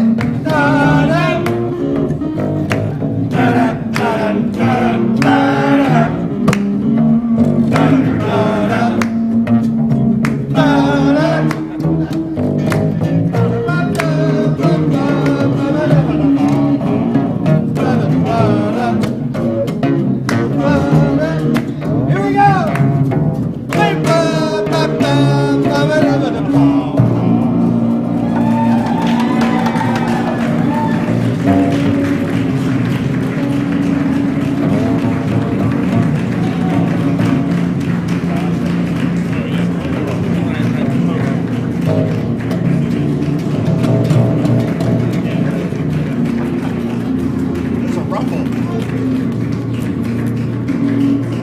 Now raise your hand if you heard that before. I won't ask the other obvious question. Thank you all so much. If anybody has anything, tell it to the person next to you. And they'll eventually tell somebody, and Don will hear it. Thank y'all. I think we're done. Thanks, Chuck. Thanks, Mark. Thanks, Matt. Thanks, Diane, for keeping us together. Thanks, Brian, Brittany, and Thank God. thank you, Don.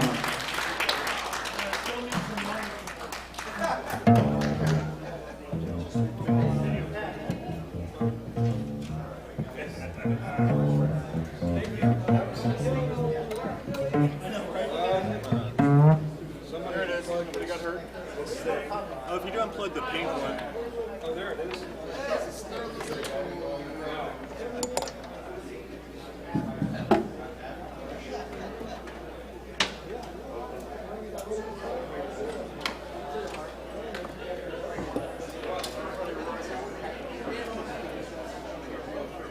Hey guys, sorry to be a jerk, but it's multi-base, and I get to be the bad guy because I told Marcus Miller and Larry Graham the same stuff I told you. And guess what?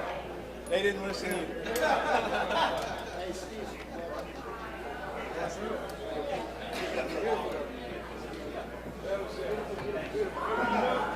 The only one who listened is Flea. Of all people, Flea's like, just lay out and sit around like that. Flea was. Steve,